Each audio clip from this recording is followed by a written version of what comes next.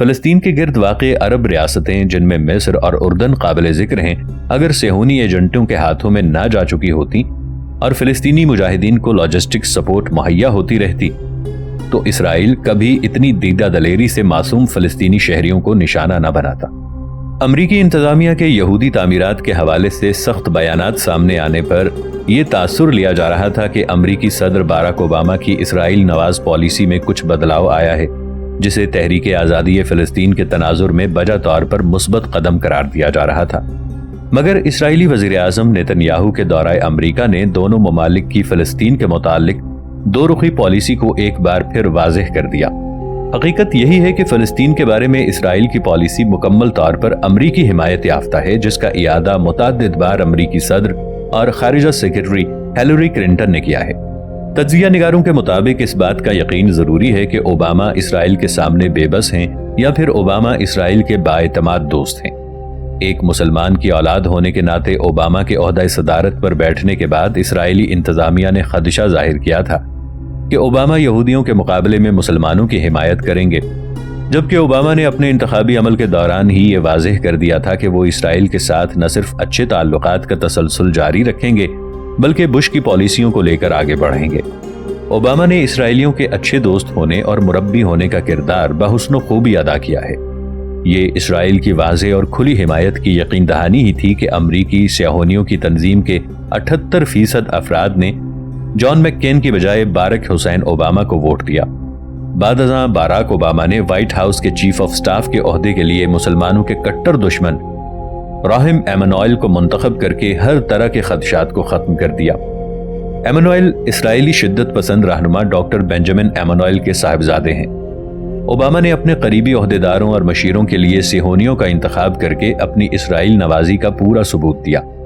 حتیٰ کہ اوباما کے نمائندے ڈیٹس روس نے میڈیا کے نمائندوں سے گفتگو کرتے ہوئے دعویٰ کیا کہ باراک حسین اوباما اپنے انتخابات سے قبل یقین دہانی کروا چکے ہیں کہ وہ غزہ سے لے کر تہران تک اسرائیل کا تحفظ کریں گے۔ یہودی تنظیموں کے قریب رہنے والے باراک اوباما نے اگر یہودی تعمیرات کے حوالے سے کچھ سخت بیان دے دیے تو ان کو امریکی پالیسی کی تبدیلی یا اسرائیلی مخالفت سے ہرگز تعبیر نہیں کیا جا سکتا تھا، نہ ہی اسے وقتی ناراضی کہا جا سکتا تھا۔ در حقیقت یہ امریکہ کی منافقانہ اور دوہری پالیسیوں کا حصہ ہے کہ وہ اسرائیل کی حمایت میں عربوں کو ناراض نہیں کر سکتا۔ امریکی مفادات کے تحفظ کے لیے عرب ممالک امریکہ کی ضرورت ہیں، مگر اس کی بنا پر وہ اپنی ہی اولاد اسرائیل کو عربوں کے سامنے نہیں جھکا سکتا۔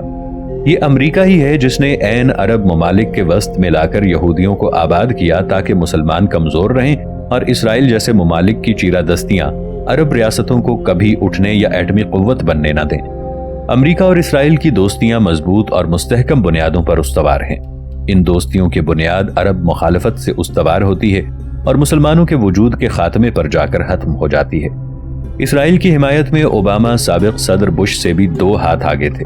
اوباما کی زبان سے عربوں یا فلسطینیوں کی حمایت میں کچھ بیانات کے نکل آنے سے یہ سمجھنا خاص خام خیالی تھا کہ وہ ماضی سے ہٹ کر نئے ایجنڈے یا نئی پالیسی پر عمل کر رہے ہیں یا مسئلہ فلسطین کے معاملے پر غیر جانبداری کے اصول پر چل رہے ہیں۔ 1967 سے 1970 تک امریکی بحریہ میں آپریشن کے ذمہ دار اور 1970 سے 1974 تک کمانڈر ان چیف رہنے والے ایڈمرل تھامس موربل کا کہنا تھا کہ کوئی بھی امریکی صدر اسرائیل کا مقابلہ کرنے کی ہمت و صلاحیت نہیں رکھتا۔ اس کی وجہ سب کو پتہ ہے، وہ یہ کہ وائٹ ہاؤس مکمل طور پر یہودی لابی کے قبضے میں ہے۔ جب امریکی خارجہ پالیسی کو کنٹرول کرنے والے ہی صہیونی لابی ہو تو پھر کسی امریکی صدر سے مسئلہ فلسطین کے حل کے لیے فلسطینیوں کی خواہش کا احترام کرنا بے وقت رہ جاتا ہے۔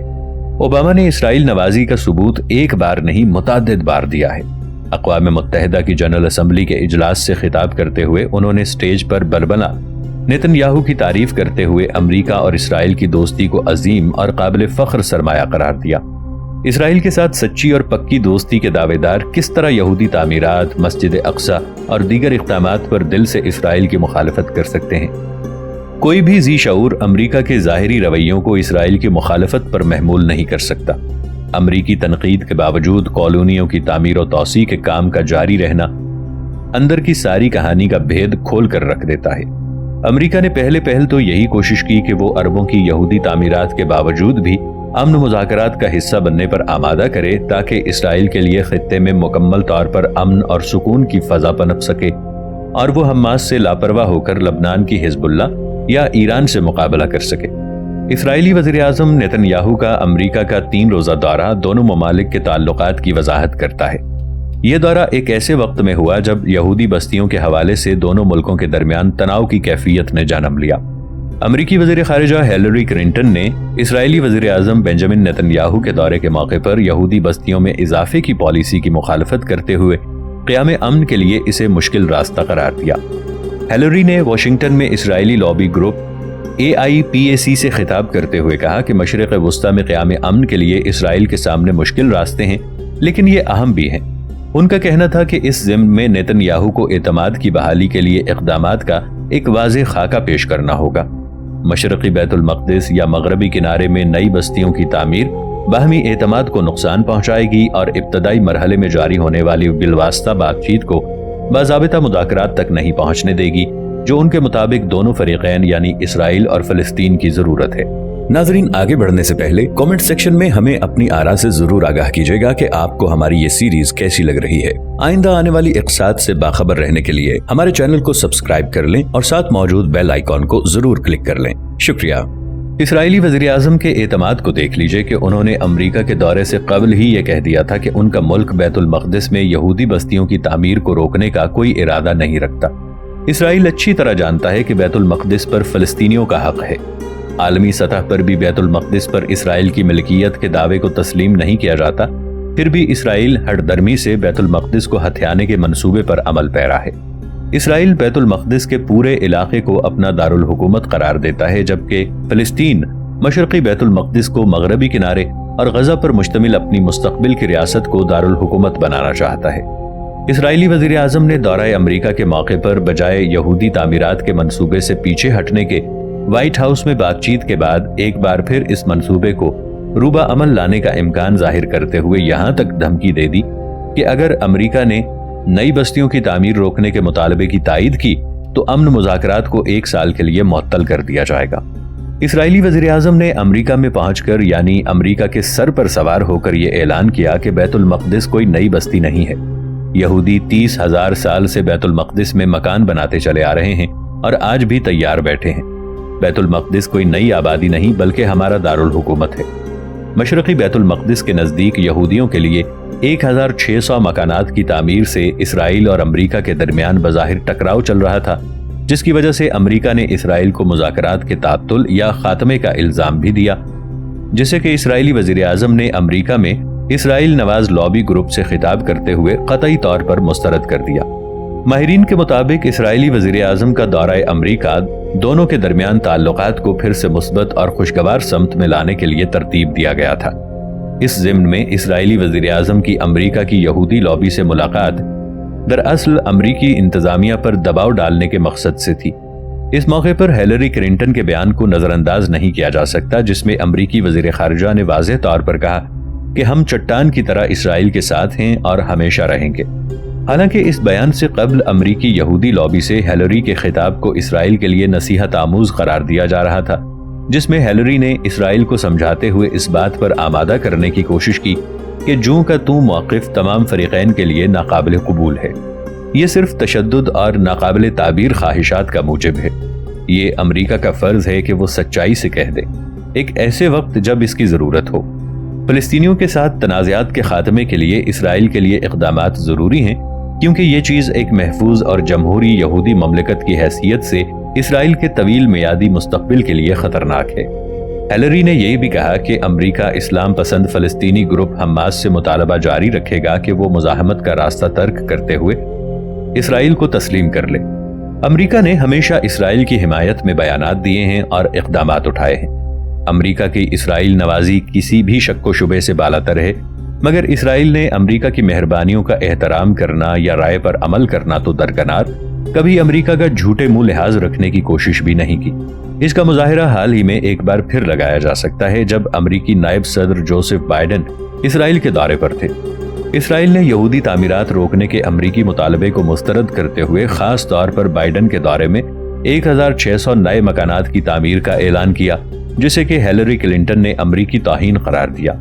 इस वजह से दोनों ममालिक के दरमियान कशीदगी और तनाव की फजा ने जन्म लिया। इसराइल ने नई यहूदी बस्तियों की तामीर रोक देने के अमरीकी मुतालबे को बेजा दबाव करार दिया। इसराइल के एक सीनियर काबीना के वजीर का कहना था कि ओबामा इंतजामिया ने यहूदी नौआबादियाती सरगर्मी को खत्म करने के लिए इसराइल पर जो दबाव डाला, इससे सख्तगीर फलस्तीनी कायदीन के हौसले बुलंद हो जाएंगे और अमन मसाई पर नामवाफिक असरात मुरतब होंगे। अमरीकी बयानात सिर्फ ज़बानी कलामी हद तक महदूद हैं। इनके खोखले होने का अंदाजा इस बात से लगाया जा सकता है कि इसराइल ने अमरीका के साथ कशीदगी दूर करने की बजाय इसको धमकियां देना शुरू कर दी हैं और अमरीका इसराइल ताल्लुकात के लिए संगीन खतरा भी करार दिया है। जब कभी अमरीका ने फलस्तीनियों के मौक़िफ़ में आवाज़ उठाई है, इसराइल ने इसे साथ ही इंतबाह दे दिया है कि वो फलस्तीनियों की हिमायत से बाज रहे, वरना वो अपने करीबी दोस्त इसराइल को खो देगा। इसराइल की नाराज़ी मोल लेना अमरीका के बस का रोग भी नहीं है, क्योंकि अमरीकी इंतजामिया के तमाम पुर्जे सेहूनी लॉबी के इशारों पर चलते हैं। इक़्तिदार से लेकर अमरीकी इदारों तक को कंट्रोल करने वाली सेहूनी लॉबी जब चाहे अमरीका का तिया पांचा कर सकती है। अगर अरब ममालिक अमरीका की क़यादत में होने वाले अमन मुज़ाकरात का बाइकॉट न करते तो इस बात का सवाल ही पैदा न होता था कि अमरीका इसराइल पर तनकीद करे और इसके रवैये को काबिल एहतसाब ठहराए। अमरीकी कासिद जॉर्ज मिचेल ने भी मुज़ाकरात को बचाने के लिए इसराइल और फ़लस्तीनियों को तहम्मुल से काम लेने की हिदायत की। मिचेल ने ओमान में फ़लस्तीनी सदर महमूद अब्बास के साथ बातचीत के बाद कहा कि अमरीका और सदर की जानिब से मैं तमाम फ़रीक़ैन पर जोर देता हूँ कि वो सब्र व सुकून से काम लें। इस वक्त तहम्मुल और खामोशी के एक दौर की ज़रूरत है जिसमें हम उन कोशिशों को आगे बढ़ा सकते हैं जिनमें हम मशगूल हैं। बिलवास्ता मुज़ाकरात का बहुत जल्द दोनों फ़रीक़ैन के दरमियान आगाज़ होगा। इस सिलसिले में गुज़श्ता 15 माह से कोशिशें जारी हैं। ये मुज़ाकरात एक ऐसे तरीके पर होंगे जिससे हम ये उम्मीद बांध सकते हैं कि ये रास्त मुज़ाकरात का सबब बनेंगे। इसराइल के जारहाना रवैये और हठधर्मी ने महमूद अब्बास को भी इसराइल से किसी हद तक बरगश्ता कर दिया था, जिसका अंदाजा अल-फतह के बयानात से होता रहता था। यहूदी तामीरात के हवाले से महमूद अब्बास ने भी इसराइल को यही जतलाया कि जब तक वो बस्तियों की तामीरात नहीं रोकेगा उस वक्त तक उससे मुज़ाकरात नहीं किए जाएंगे। फ़लस्तीनी खबररसा इदारे रफ़ा ने अब्बास के हवाले से इसराइलियों को वाज़ेह किया, बल्कि इंतबाह दिया कि इस चीज़ के लिए ज़बरदस्ती करें जो वो नहीं चाहते।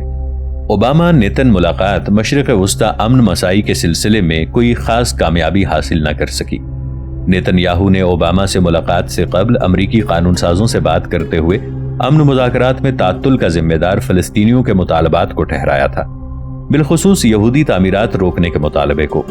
नेतन्याहू ने ऐवान नुमाइंदगान के डेप्यूटी स्पीकर नैन्सी पेलोसी और कांग्रेस के दीगर कायदीन के साथ मुलाकात में कहा कि यहूदी तामीरात रोकने का मुतालबा गैर वाजिबी है और हमें इस नामाकूल मुतालबे को कबूल नहीं करना चाहिए। मुज़ाकरात के लिए यहूदी तामीरात रोक देने की शर्त की वजह से हम मुज़ाकरात के लिए एक और साल खो देंगे और 1 साल की ताख़ीर होगी। मुज़ाकरात के तात्तुल के लिए फ़लस्तीनियों को इल्ज़ाम देने पर फ़लस्तीनी ओहदेदारों का कहना था कि मुज़ाकरात को मौखर करना फ़लस्तीनियों की नहीं बल्कि नेतन्याहू की पॉलिसी है। इसराइली इंतज़ामिया की ज़िद की वजह से ही ये मारज़े इल्तवा में है। इसराइल ने एक तरफ मस्जिद अक्सा के खिलाफ साजिशों का सिलसिला छेड़ रखा है, दूसरी तरफ यहूदी तामीरात में इजाफे का कदम भी उठा लिया है। इसराइल के जारहाना इक़दामात के बाइस गजा में तशद्दुद और झड़पों का सिलसिला जारी है। गजा में बमबारी से फ़लस्तीनियों की शहादत का सिलसिला जारी है। सियाहोनी फ़ौज की फायरिंग से उस वक्त 6 फ़लस्तीनी ज़ख्मी और 1 शहीद हो गया, जबकि एक दूसरे वाक़े में सियाहोनी फ़ौज की फायरिंग से एक बच्चे की पीठ में गोलियां लगी, जिसके बाइस वो शदीद ज़ख्मी हालत में हस्पताल में दाखिल हुआ। गज़े के मकबूजा बैतुल मक़दिस के बारे में इसराइल की पॉलिसी में कोई तब्दीली नहीं आई। ये पॉलिसी बदस्तूर वही है जो कि गुज़श्ता 42 बरसों में इसकी तमाम हुकूमतों ने अपनाए रखी। इसराइल के बैतुल मक़दिस को यहूदी विरसा करार देकर हथियाने, मस्जिद अक्सा के खिलाफ साजिशों और यहूदी तामीरात को जारी रखने के इक़दामात से अमन कोशिशों को शदीद धचका लगा है। इसराइल ने अल अक्सा कंपाउंड में दाखिले पर पाबंदी आयद कर दी है और ये नहीं बताया कि ये पाबंदियां कब तक रहेंगी। इसराइल की साजिशों के तहत नित नए इंकशाफात ने अरब दुनिया को ठोस लाहे अमल इख्तियार करने पर मजबूर कर दिया है। इसराइल अपने रवैये में लचक पैदा करने के लिए तैयार नहीं, हालांकि उसका गैर मुफाहमती रवैया खुद उसके अपने वजूद के लिए खतरे का बायस बन सकता है। حقوق انسانی کی پامالی پر دنیا بھر سے مذمت کا سامنا کرنے والے اسرائیل کو حماس کا وجود بری طرح کھٹک رہا ہے، کیونکہ اس کے خیال میں یہ حماس ہی ہے جس کی وجہ سے اس کی ظالمانہ کارروائیاں اور سازشیں نہ صرف کھل کر دنیا کے سامنے آ رہی ہیں بلکہ عالم امہ بیت المقدس کے دفاع کے لیے ایک پلیٹ فارم پر متحد ہونے کی ضرورت محسوس کرنے لگی ہے۔ حماس کے خلاف اسرائیل کی کارروائیوں میں اضافہ دراصل اس بات کا ثبوت ہے کہ صہیونی قیادت ہاتھ دھو کر حماس کے پیچھے پڑی ہوئی ہے اور اس کے وجود کے خاتمے پر تلی ہوئی ہے، کیونکہ حماس واحد مزاحمتی تحریک ہے جس نے اپنے اثر و رسوخ سے خود کو فلسطین کی واحد نمائندہ جماعت ثابت کر دیا ہے۔ دبئی میں حماس رہنما کے قتل پر اسرائیل کی ساکھ عالمی سطح پر متاثر ہوئی ہے اور اسے یورپی ممالک کی جانب سے تنقید کا بھی سامنا ہے، مگر اس کے باوجود اسرائیل حماس کے خلاف کارروائیوں سے باز نہیں آ رہا اور اس کے وجود کو نیست و نابود کرنے پر تلا ہوا ہے۔ حالیہ کارروائی میں اسرائیل کے جنگی جہازوں نے غزہ کی پٹی پر 13 فضائی حملے کیے۔ ان فضائی حملوں میں حماس کے عسکری شعبے سے تعلق رکھنے والے لوگوں کی عمارتوں، ورکشاپوں، فارموں اور اسلحے کے 4 کارخانوں کو نشانہ بنایا گیا۔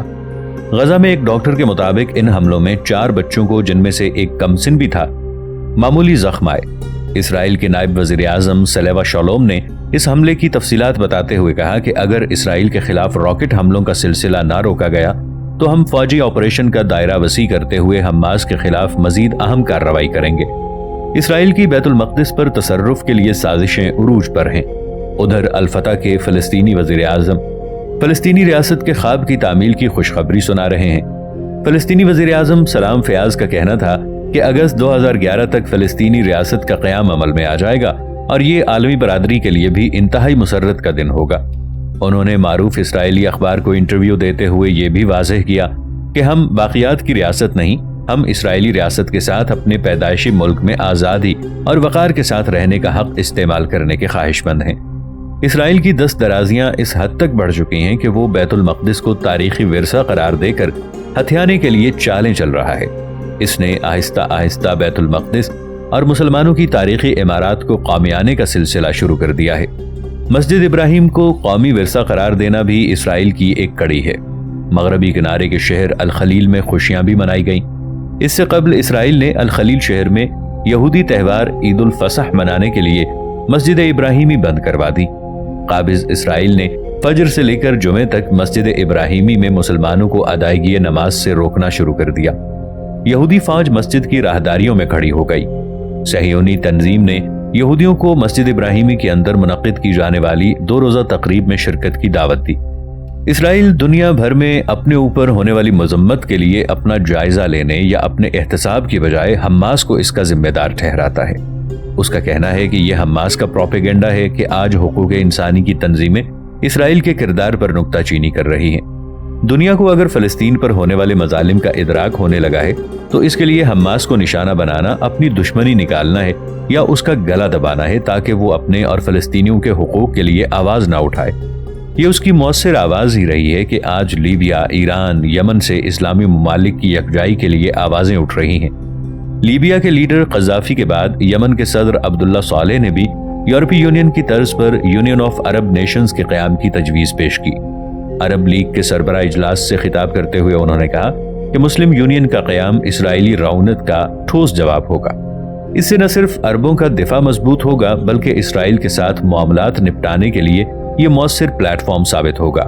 یہ حماس کی مزاحمتی تحریک اور عالم اسلام کی بیداری ہی ہے کہ اسرائیل کو مختلف محاذوں پر سخت دباؤ کا سامنا ہے۔ یہی وجہ ہے کہ وہ اسرائیل جو غزہ میں کسی کو داخلے کی اجازت نہیں دیتا تھا اور اس نے غزہ کے گرد سخت محاصرہ کر رکھا تھا، یہ دباؤ ہی ہے کہ گزشتہ دنوں اس نے غزہ میں کپڑوں اور جوتوں سے بھرے 5 ٹرکوں کو داخلے کی اجازت دے دی۔ اس کی تصدیق فلسطینی اتھارٹی اور بارڈر حکام نے بھی کی۔ یہ ٹرک سامان لے کر غزہ شہر پہنچے۔ اسرائیل کے ایک اعلیٰ فوجی افسر نے یہ بھی رپورٹ کیا کہ حماس کے زیر کنٹرول غزہ کی پٹی میں زیر تعمیر سیوریج منصوبے کے لیے سیمنٹ کی محدود پیمانے پر منتقلی کی اجازت دی جائے گی۔ اس آفیسر نے نام نہ ظاہر کرنے کی شرط پر بتایا کہ یہ فیصلہ وزیر دفاع ایہود باراک نے کیا ہے، مگر اس کا مطلب یہ نہیں کہ حماس کے بارے میں اسرائیل کی پالیسی تبدیل ہو گئی ہے۔ ایہود باراک نے یہ اجازت صرف اس لیے دی کیونکہ یہ منصوبہ اقوام متحدہ کے تعاون سے زیر تعمیر ہے، جس کا مقصد گندے پانی کی نکاسی کو ممکن بنانا ہے۔ اقوام متحدہ کے زیر کمانڈ چلنے والے ترقیاتی منصوبوں کے لیے تعاون کرنا اسرائیل کی مجبوری ہے، جسے حماس کے بارے میں اس کے رویے سے لچک پر تعبیر نہیں کیا جا سکتا۔ حماس لیڈر کے قتل پر مغربی ممالک کے رویے سے یہ اندازہ لگانا قطعاً مشکل نہیں کہ اب حماس کے وجود کو عالمی سطح پر تسلیم کیا جانے لگا ہے۔